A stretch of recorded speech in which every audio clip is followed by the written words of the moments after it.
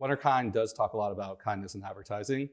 That is our whole ethos. And what we do and what we deliver for brands and for users is this non-intrusive, non-invasive experience. So we're never going to interrupt the user, whether they're on a display device, but obviously we're talking about CTV. So we've really latched into the pause ad movement, as we like to call it or coin it, where we're really focused on being able to serve pause ads, which is not new and nascent. They've been around since 2018, 2019. But the idea to transact on them programmatically is what we really want to bring to the advertising community. So one creative, one deal ID to be able to run across multiple apps and OEMs in a kind way. Adam, to stay with that kind way from Wunderkind, looking at, again, diving a bit deeper into pause ads, how do you stay visible without becoming intrusive? How do you balance that? So we really focus on with pause ads is the creative messaging. So really making sure that ad is paired with a visible call to action or a prominent QR code where users know that they have to take a call to action or use their phone to download the QR code in order to drive to that website. And that's how we deliver that message in a non-intrusive way. So Adam, CTV is obviously a pretty broad channel, obviously constantly growing. How are you helping advertisers drive full funnel performance, and what lower funnel results in particular are you seeing?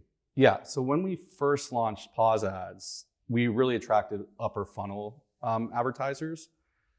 What we really saw in like the performance we drove, pairing pause ads with any outcome-driven metric, i.e. ROAS or a brand lift study. We have touted a couple of these publicly via PR. For Zales specifically, their campaign around Mother's Day drove a 276% increase in PR scans, which is well above the benchmark. The benchmark is about 0.03%. It drove a 0.56%. For Ulta specifically, that was another case study we did publicly with the Ulta team at Kinesso or at Omnicom now, where the results we saw is our pause ad experience drove 79% lower cost per store visit versus like other channels that were running on CTV, in-stream, any other interactive formats. So it really, we've shifted the conversation from these vanity metrics, awareness, reach, frequency, to these lower funnel metrics that every advertising trading desk or company really wants to drive. Like, what is the outcome? And we will do it via these third-party measurement of the Attains of the world, the Lucids, the Attitudinal case studies. So Adam, as you mentioned earlier, Wunderkind's ethos is rooted in empathy and viewer respect, certainly. But do advertisers see that as a performance advantage? Do they see it as a way, or do they feel pressure to interrupt more to drive results? How do you push back against that? There's always going to be advertisers that want to be impactful or interrupt the user experience. That's never going to go away. What we've really latched onto is that user experience. We think we can be as impactful as serving an ad on arrival, but really waiting for that user to signal or show a point of disengagement. Whether that be looking to leave the page, their cursor going to a page, taking a pause on their video content, and we can drive that same metrics via a full page pause ad experience.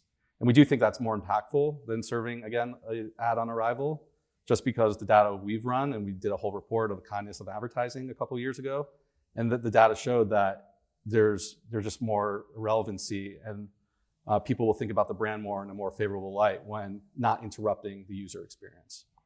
Adam, CTV, certainly as can be judged by the conversations at the Beet Retreat, is a constantly evolving model. What do you think is next for CTV, or what do you hope is next for CTV? Yeah. For us, and what we're looking for and what the industry is looking for, specifically looking in the lens of interactive formats, is that standardization across the IB. So really setting standards and guidelines on these interactive formats, pause ads, home screen ads, squeeze back ads, screensaver ads, et cetera. It's really exciting. We've been talking about when the standard is going to be released. I feel like for the last 2-3 years, I feel like this is the year where the standardization will get released in the next coming months. And then the adoption by the apps and OEMs. So getting the apps and OEMs to adopt a standard where advertisers and brands can purchase this in a more holistic or ubiquitous fashion.